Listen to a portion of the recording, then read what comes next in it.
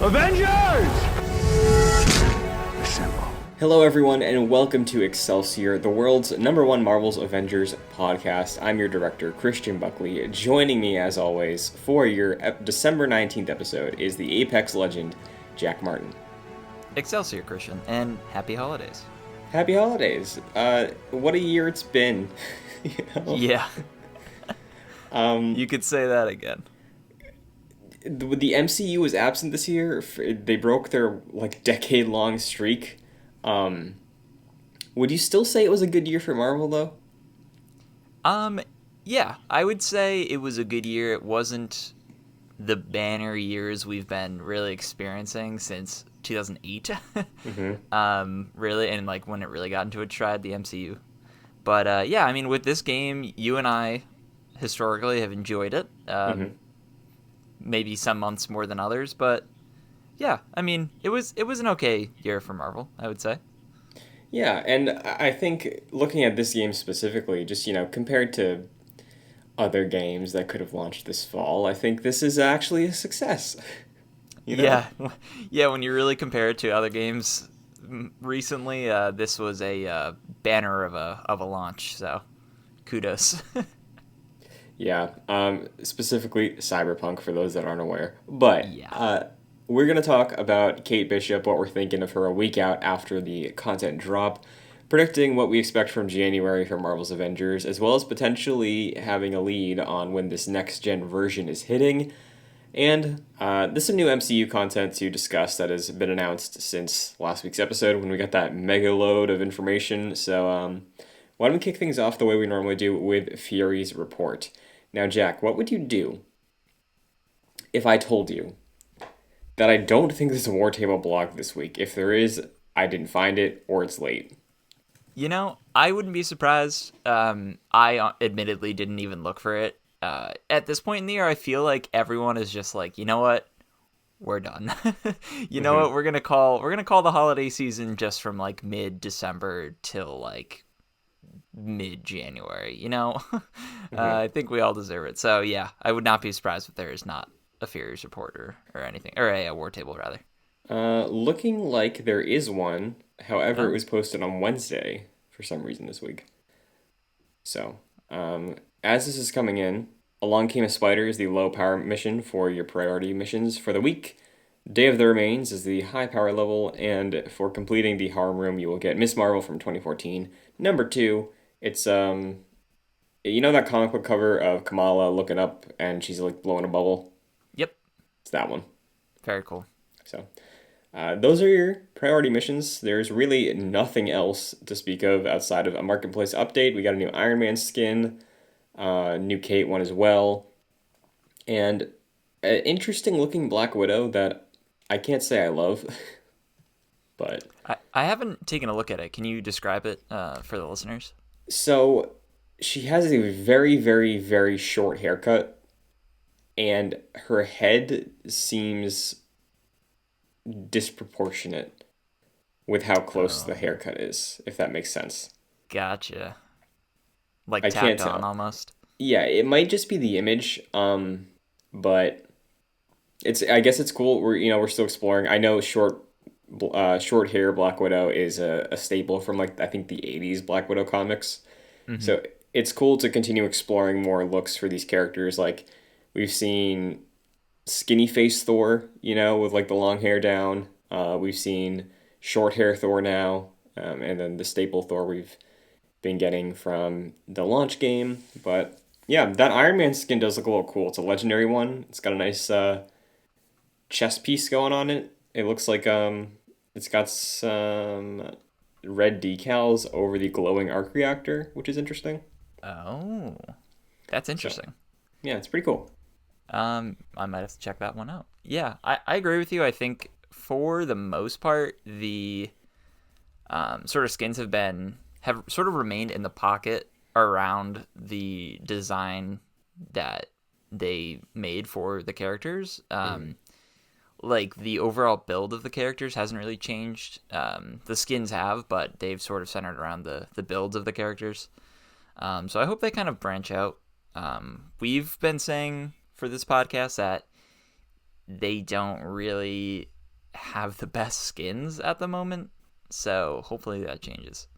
Yeah, it is a little strange because, like, I know we've made those claims before, but to be honest, I can name you like two Iron Man skins that I would think of that aren't MCU. Like, Yeah. I feel like for some of the characters, specifically with the Avengers, I don't know if it's just because I'm a huge Spider Man fan, but I feel like Spider Man is the one that I think alternate costumes of, even though I know Iron Man, Cap, they always get like some funky outfits for different comic book runs.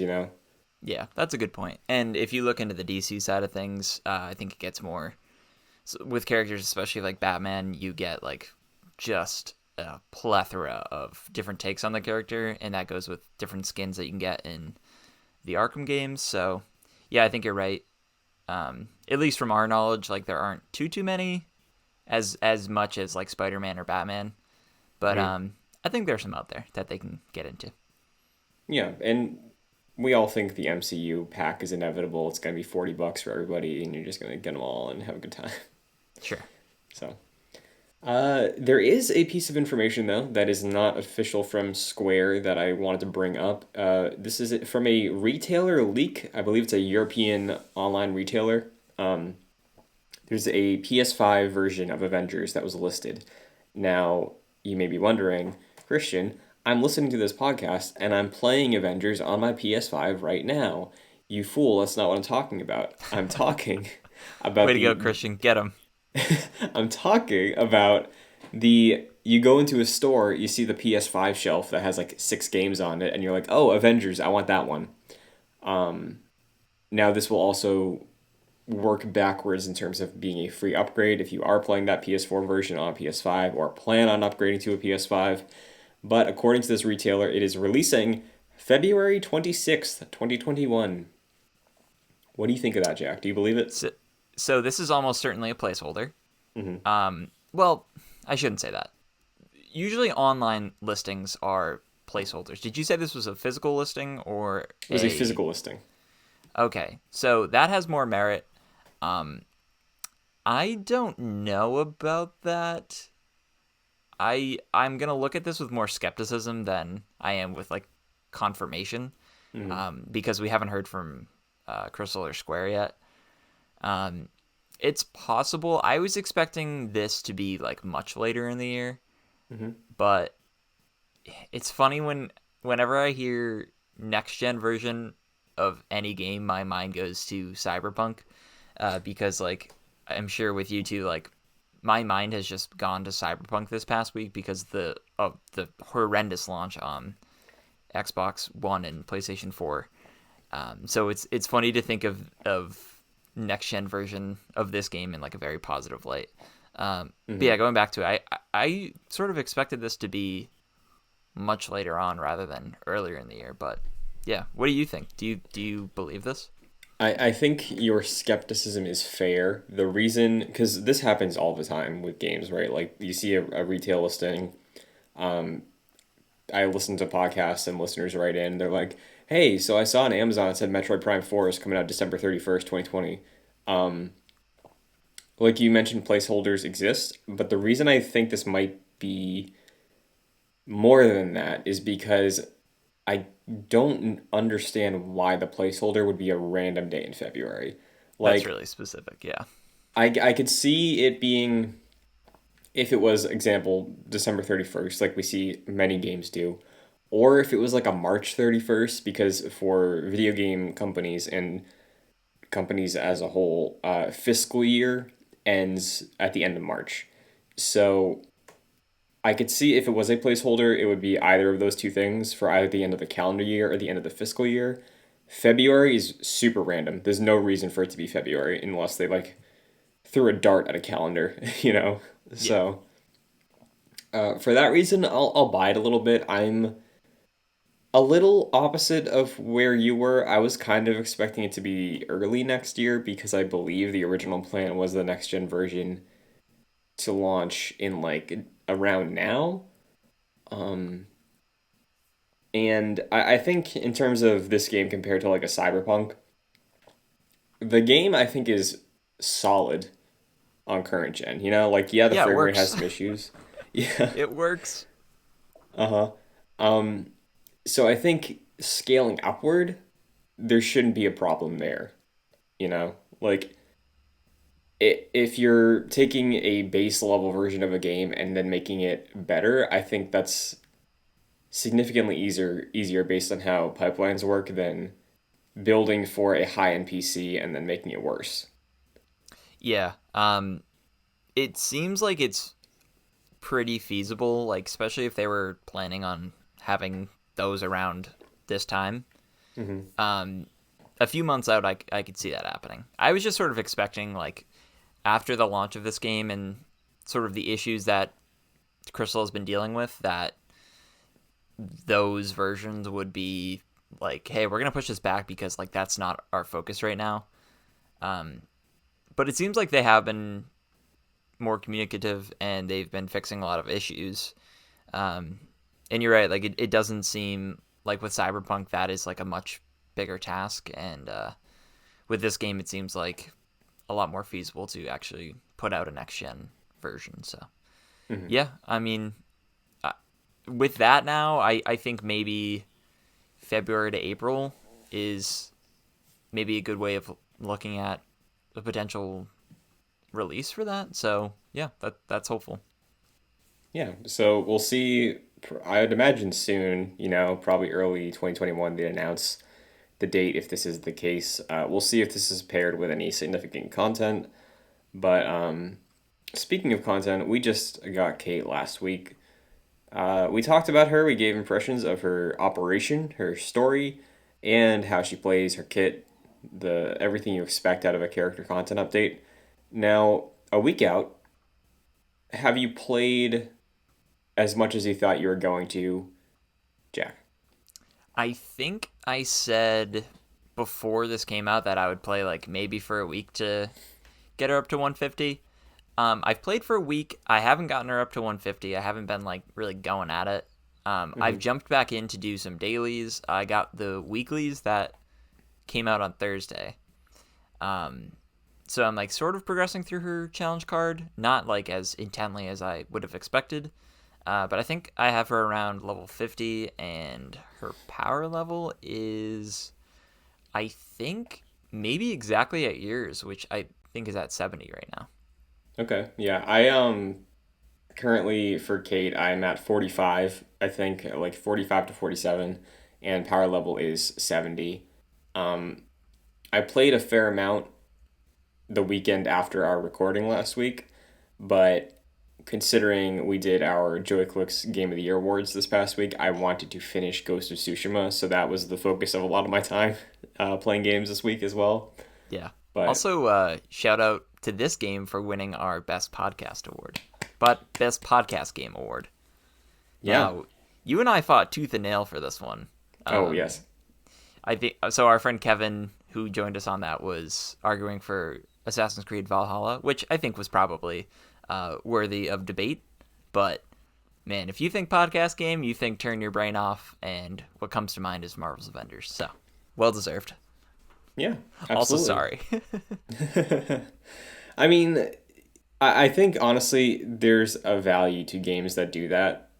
Like for me, Destiny was like that as well. When we're, not near a content drop for Destiny, if I'm just in there, I'll be like, I'll throw on like a kind of funny PS I Love You or a Min Max show or something.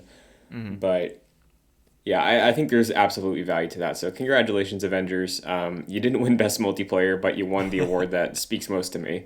Yeah, I mean, hey, that whether intentional or not, like that idea of it being a podcast game, like really made this game for me in a Hmm. way that I didn't necessarily expect. And yeah, like we were saying during the sort of deliberations for the awards, like you and I were saying that this was an additive experience of it being a Hmm. podcast game. Like podcasts made it better and honestly made me want to play it more. Hmm. Because like if I had like a backlog of a bunch of different podcasts, I'd be like, well, I know exactly what I'm going to be doing when I'm listening to them. So yeah, this really served that purpose well. 100%. Before we move on from year-end discussion about it, I don't know if you've organized like a best of your top 10 games or top 5 games for the year or anything like that, but if you're planning on it or if you have, do you see Avengers claiming a spot in your top 10 or 5? Yeah, I do. Definitely top 10. I don't know about top 5. Mm-hmm. This, like I said before, is strikes me more of like a 7 out of 10. Mm-hmm. And like I have so many so many issues with the game that I wouldn't necessarily call this like one of the best games of 2020. But I did really enjoy my experience with it, and I honestly, now that I'm thinking about it, save for maybe like Apex Legends, this is probably the game I put the most amount of time into Mm-hmm. this year in terms of new games. So yeah, I mean, like I really enjoyed my experience, and I think it's at least noting like, hey, I enjoyed my time with this game, and it served me well. So yeah, I think I would probably put it in the top 10 for me. How about you? Yeah, I have a top 10 going on my GG right now. I'm still trying to work my way through a couple things before it becomes a final, but right now it's ninth for me, and I think it will stay at a solid ninth or eighth place. So, Cool. because yeah, I'm right there with you. We've sung our praises of the campaign, of really enjoying that. Um, the fact that it is a podcast game means it's something I will return to because I love me some podcasts, like you said, and it really is hitting a really good balance for me because I am super invested in the story they're going to be telling based on the initial campaign and what they did with Kate, to the point where I care enough about these characters for whatever reasons makes that a thing for me. But combat is satisfying and it's a game that I can just enjoy playing. So it's definitely gonna end up on the list for me, I think. Yeah. And like what we were saying, excuse me, like what we were saying earlier, like Marvel just didn't have that much of a presence this year, and Mhm. this was definitely the biggest presence for the brand. So maybe it didn't step up to the plate as much as sort of the MCU movies do, but for us at least, and I think for a lot of our listeners, it definitely served its purpose, and it was very enjoyable. Mhm. So yeah, well done, Marvel's Avengers. For sure. I'm looking forward to the PlayStation email where it's like, these are the games you played the most this year. Yeah, Very interested about that hour count for Avengers. But um, with that being said, why don't we dip into some stark realities and look at the game leading into 2021. As it stands, from recording of this episode, there are about 13 days left in the year. I can't imagine we get more content this year. yeah, absolutely not. I think it's all quiet on the Western Front, as it were. Yeah, because next week is Christmas. A lot of studios take time off for the holidays. Uh, I think someone like a CD Project Red might have to double down. I don't know if after the work Crystal's been doing, which seemingly has been nonstop since launch, Yeah, I don't know if they're gonna work through all of next week, you know? Like, I don't know how their schedule works, but I'd imagine that next week is a bit of a lighter pause for them. yeah. It's fair to say there will be no substantial update to the game before the end of the year. It's That's pretty much it. Yeah. So, what we know is coming is the Omega level version, the multiplayer version of the Super Adaptoid fight from Kate's campaign. We know the AIM cloning lab is also coming, which is, I think at this point, Jack, I think that's the raid. it I think it is. I wish they just called it that. Like, hey, this is our raid. It's the cloning lab, but whatever. Um, and we also know Hawkeye is coming. So, out of those three things, what, if not everything, do you expect to hit throughout the month of January? I would be shocked if everything hit in January Hmm. because that's just not how this game has worked so far. Maybe at this point they're starting to get into their stride and they're going to be dropping more significant content updates in the same month, but we haven't seen that yet. So I don't think we can expect that. My thought about my thought about updates for this game is are character updates big updates for this game? Like, does Crystal view them in a similar light as, I don't know, a Beyond Light or like Season 7 of Apex? Even though to us, they're sort of more bite-sized experience where, yeah, it's a new character and a new story, but other than that, there's not that much. Because if so, we might not see Hawkeye till like February, if that's the case. Mm-hmm. But I don't know. What do you think about that? So I think the way I've been looking at this is the way I sort of look at Smash Bros. Because Smash Bros. New content is character based, you know. Mm-hmm. Um, it gets a little hazy, and obviously it's not a one-to-one comparison, but I think regardless of the amount of content that comes along with a character update, and with Kate, I thought it was a solid amount of stuff to do. You know, it wasn't really addressing the issues that a lot of people have with the game, but there still was a fair amount of stuff to do. I think on the Crystal side, if I was on that team, I would assume, based on the way they are talking about characters, that they're viewing character drops as a big deal in terms of getting the game in the zeitgeist again, you know? Um, Similar to the way Apex is really only in the news for a limited time event or a new character or season, you know? Right.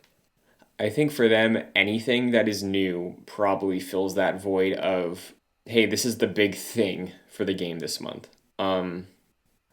That being said, I agree with you. I think there's a safe chance that Hawkeye slips into February and the cloning lab, or honestly, probably just the super adaptoid hits in January. Um, I After my time with Ghost of Tsushima this year and playing through Ghost of Tsushima Legends specifically, I cannot tell you how much a solid raid would do for this game. Like, I played the Legends raid with some of my friends. We basically took an entire week, a couple nights out of that week, and just chipped away at the raid because they allowed you to like pause midway through. It's split up into acts. Um, I think with a game like Avengers, where there's an excitement behind the entire cast, not specifically the way, or not saying that Ghost doesn't have that, you know, because there are four classes, but if there's a well done raid, I would like to play it as Thor. I'd like to play it as Kate, you know? Black Widow, even. So I really think that's probably what they want to get done first. Feasibly, I don't know how much work has to be done still versus a character content update, so I don't know what's more likely to hit in January. Um, but I think baseline, the Super Adaptoid fight hits January for sure. Yeah, I think that's fair to expect. I mean, like, technically it's already in the game. They just need to implement that elsewhere, like into its own mission that you can replay over and over. So I think that's pretty feasible. I think you're right, though. Like, we've been saying this for weeks at this point, maybe even months. Like, the multiplayer in this game is just not there. And there's nothing drawing you in to play with your friends. So I think you made the very excellent suggestion of doing, like, a Attack on New York style raid situation. I don't think we definitely won't get that anytime soon. But if we do, could you imagine like the game just marketing like, hey, remember that event that we're all so familiar with in 2012? Yeah, you can play that, and you can do that with the existing Avengers catalog that you want to do that and like sort of replay the scenario, or you can just do it with like weird characters that we have at this point. That'd be so much fun, and I think it would draw a lot of people in. So yeah, I'm hopeful that raid-like experiences drop sooner than later. Yeah. Based on, again, this was sort of leaning into more speculation, but based on conversations we've had recently, I'm kind of expecting them to be reworking the raid a little bit just because of how long it's taken. Because at this point, I can't imagine that the reason the raid isn't in the game yet is because they still want to iron out bug fixes. Because yes, they're still fixing bugs with every update and patch, but I I think if the raid dropped in like November, that would have been a more reasonable explanation, you know? Yeah.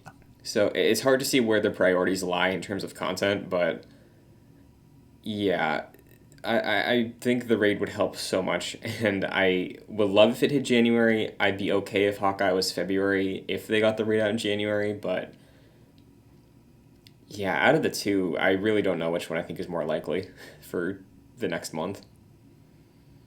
Yeah, I mean, they've been working presumably on the cloning lab for, I don't know, before launch and since launch, definitely. Mhm. So I think that's probably more likely compared to the Hawkeye story, event. But yeah, it's hard to say. We don't really have like a solid groove of content updates for this game. Kate was the most significant one since launch. Um, so we it's hard to speculate because there aren't too many precedents in place yet. Mhm. I think we'll get to that point maybe in like March or April. But yeah, I think Cloning Lab is probably the most significant one. That's next, I would say. Sure. Now, in terms of marketing for the game, do you think that we get a new character reveal? Yes, I do. We haven't had a War Table like live stream anytime recently. I don't think. Yeah, And the last one was the deep dive. yeah, okay, yes. So that was recent. My bad. So that I think will probably maybe intro Hawkeye, like Clint, and then leave us with like a tease for a character that we all know is coming. Um, we just need the official confirmation. So yeah, I Hmm. think we might get that in January. Yeah, I think this isn't really anything too specific, but I think Spider-Man, based on what they said in terms of early 2021, and I think Black Panther in terms of they were gonna show him launch week. I don't know if it would be out of the question to get a surprise see you in 2021 teaser trailer for Black Widow this year. For Sorry, not Black Black Panther. Widow, Black Panther, yeah. Yeah, I mean, yeah, I could see that happening at some point. So I think that'd be exciting. I think it would give the game some good buzz going into the new year. So I think a Black Panther thing soon-ish makes a lot of sense, and it's going to give us more things to talk about and speculate in terms of gameplay and how everything will work out for the future of this game. But safe to say, if you want to place your bets on things, Adaptoid, that's what you're getting in January. Yeah, nothing too much. Yeah. So, that being said, though, why don't we look to the MCU? Because meanwhile, we got a brand new Marvel show announced, Jack. Yeah, and we don't really know what it is. No, we don't. First up, I really don't know why this wasn't announced with the rest of the slate last week. Yeah, maybe because it was like somewhat confusing to explain. Sure, because I'm definitely confused. Yeah. So I'll bring up a point in a second, but I have Marvel.com pulled up. On December 15th, it was announced that Marvel Studios debuts a new series for Disney Plus called Marvel Studios Legends. Relive iconic MCU moments with Marvel Studios Legends. The article for Marvel.com reads: The MCU is expanding with the start of Phase 4. In addition to the arrival of Marvel Studios' WandaVision on Disney Plus on January 15th, a new ongoing series will dive deeper into the stories of the MCU's most compelling characters. Coming exclusive to Disney Plus, Marvel Studios Legends is a new series that will showcase individual characters viewers have come to know and love over the years and revisit some of their most iconic moments. Marvel Studios Legends kicks off by highlighting Wanda Maximoff and Vision, the two stars of WandaVision, and their interconnected paths across the MCU that led them both here. The first two episodes featuring Wanda and Vision premiere on January 8th, 2021. Now, there's a little more that is like a synopsis for Marvel Legends. I'll read that too. The MCU continues to expand. Marvel Legends celebrates and codifies Codifies? what has become before, or what has come before. Revisit the epic heroes, villains, and moments across the MCU, and prep for highly anticipated series still to come. Okay. Um, I don't know if this is like an in-universe thing or if this is like a previously on Dragon Ball Z type deal. Like, I don't know what to Yeah. expect out of this. It's they don't give us a lot. It it's definitely like a retrospective series. Hmm. But you and I were sort of wondering, like, is this? So you were mentioning, like, is this in universe? Like, is someone like interviewing these characters like in a documentary style, or is this out of universe where it's like, are we talking with Elizabeth Olsen to like get her read on where Scarlet Witch is at this point, or Paul Bettany for Vision? We really don't know. My thought for this is that it's not that big of a deal. That's why Hmm. they didn't announce it, and that's why it's kind of shadow dropping in a way in January. Not, I guess not shadow Hmm. dropping, but like quietly launching. Yeah, I mean, I guess we'll see when it comes out in a month, but yeah, we I guess we don't have too much information on it. It is sort of baffling though that we don't. Sure, yeah. I did see somebody bring up a interesting point about another project that was not at the Disney Investor Day, but was revealed this week. Yeah. Very, very vague thing about The Mandalorian. So if you're super hypersensitive about spoilers, skip 20 seconds. The Book of Boba Fett was announced at the end as a post credits thing for Mando season 3. That was rumored over the past year that there was a Boba Fett miniseries. We're not really sure what the Book of Boba Fett is, but we know it's coming next December. That was not an Investors Day, so I can't imagine this is on that level. But No. it's Um, weird we got two announcements this week, about shows that weren't there. yeah, and so yeah, definitely all the big guns were fired during the Disney Investor Day. There was also some speculation about some Star Wars shows that we didn't expect, like the one you just mentioned, and there's some other ones I think that were sort of Visions, What was it? or sorry, like you're talking about like rumored that wasn't there. Yeah, rumored that weren't there. Okay. So yeah, I think it's possible that they didn't lay all their cards on the table, and they definitely didn't with like the next Spider-Man 3 because that's Sony owned, so they can't really talk about that one. Mm-hmm. Um, but yeah, this one is definitely smaller scale than the other ones that we're sort of hinting at. So Mm-hmm. yeah, it is odd though. This I can't even picture what this is.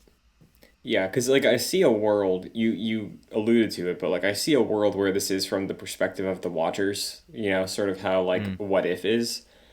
Um, but I think it is much more likely that take a step back, look at the MCU. It's what, 23 movies deep? right. That's a big ask for some people that are like they subbed for The Mandalorian and they're like, I like Marvel, So like I really think that this is what you said. I bet it's like I made a joke, I think, when I texted you. I was like, oh, it's like a highlight clip reel episode of a sitcom. Like, I think it's probably Yeah. that. Like an abridged video essay on YouTube going over the history of these characters in this world. Um, like everything you need to know about Wanda Maximoff in under 6 minutes from IGN. Like that kind of thing. Mm-hmm. That's possible. But with the official MCU Marvel Studios stamp, I'm assuming. Yeah, I think you're right. Would be really funny if we got those teenagers from the Spider-Man movies that sort of like Betty Brant or whoever the other character is, Hmm. doing like a funny, stupid video essay on that. We definitely won't get that, but that'd be hilarious. Yeah, that'd be very, very cool. I'll throw this out there too because I think Kevin Feige confirmed this existed, but have Michael Pena just do the introduction every week, Oh you my know, god, yes. and just like a recap, and then it leads into the actual episode because like that'd be cool. Maybe just for the Ant Man one when we eventually get to the Ant Man episode of Marvel Legends. But Absolutely. yeah, that's the new MCU content coming up. I welcome it, even though I don't know what it will be, and it's probably fluff. Yeah, I'm on the same boat. I'll watch the Wanda one. I'll see what the fuss is about, and then if the Vision one is like, I like Vision, so I'd probably watch the Vision one too. But after Yeah, that, I don't know how in I'd be. Um, yeah. no, do you think if this truly is just like we're releasing these things to catch people up because the WandaVision show is happening? Do you think this is a week to week show, or do you think they just drop an episode of this show whenever there's new content? Like, do we get a Sam Wilson, Bucky Barnes episode in March? Yeah, I think it's as needed, like what you were Sure. mentioning. I think they purposely talked about the WandaVision one or Scarlet Witch Legends because WandaVision is coming out in January. And yeah, I think you're right. I think once March rolls around or late February, we'll get a Bucky one and we'll get a Sam Legends as well. And then throughout Phase 4, it's weird to say, man, Phase 4. Throughout Phase 4, I think we'll get certain Legends episodes or whatever it actually ends up being. Yeah, well, we'll see what becomes of it. Again, probably don't have to expect much out of it, but Yeah. I think that wraps up everything in Marvel this past week, Jack. I don't know if you had any other Investor Day fallout that's been I drudged up over the past week that you want to talk about, but there I has been some stuff here and there. Yeah, I do actually. So, Okay. I told you about this a little bit earlier. I was reading, or actually successfully read through Secret Invasion, the run that the uh, recently announced Secret Invasion series is inspired from. Mm-hmm. And I enjoyed it. Have found that the big sort of team up comic runs fall short because there's way too much going on. I Mm-hmm. think the balance is better struck in a movie that, especially with characters that you've seen grow up for the past 10 years.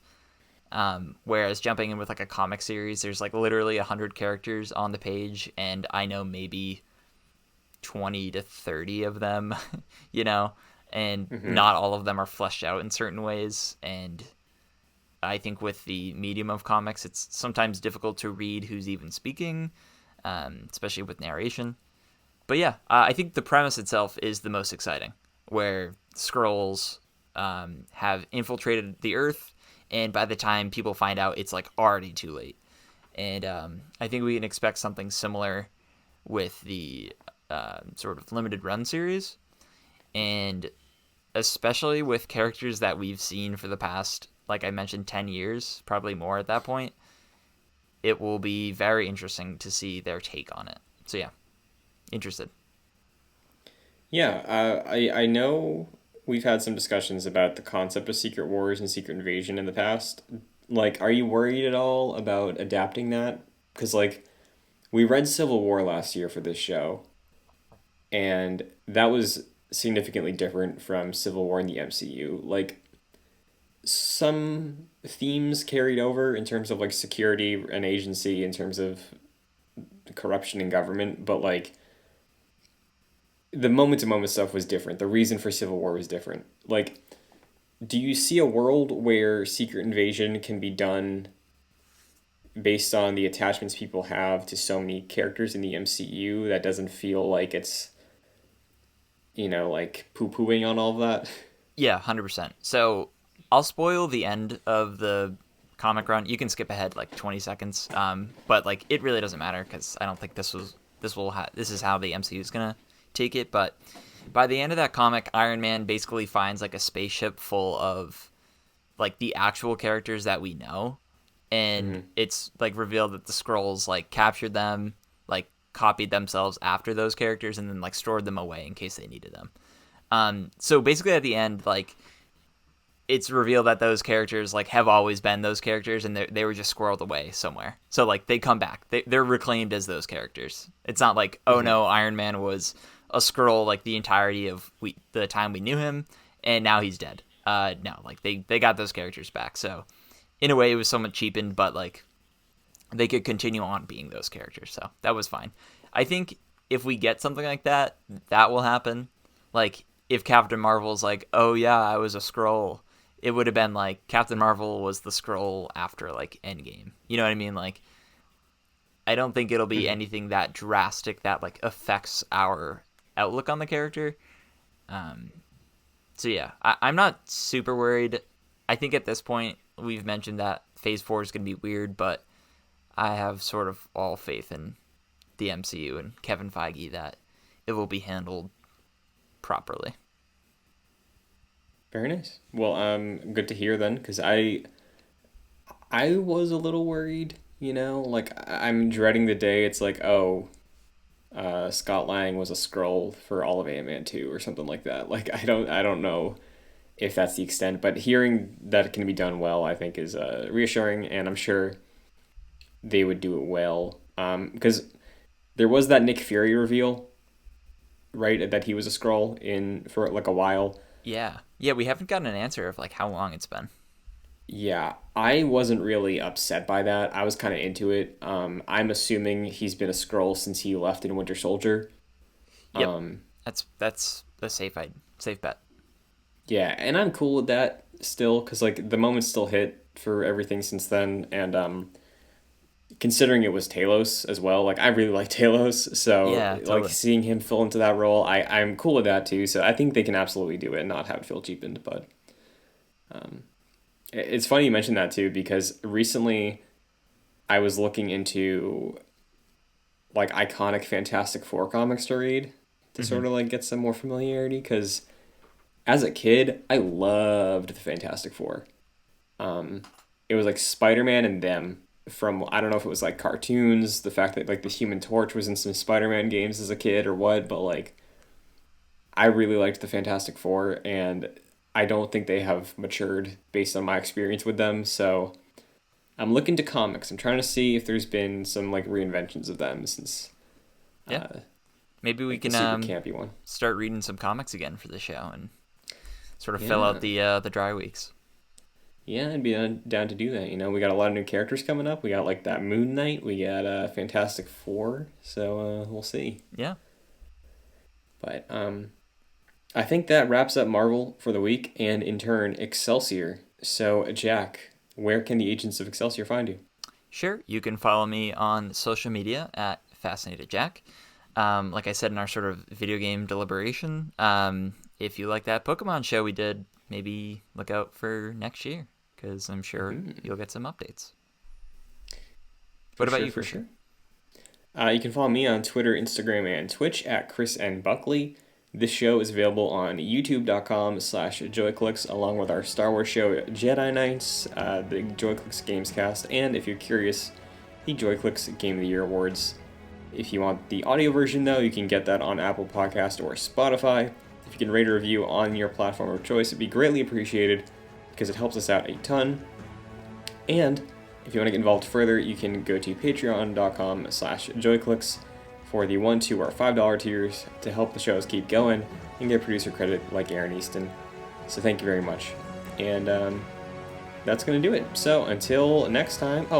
Next Friday is when we record. Usually next Friday is Christmas, so we'll see what scheduling looks like for an episode next weekend, but stay tuned on Twitter, Excelsior JC, if you want up-to-date updates on that. But Definitely. until next time, Excelsior. Excelsior.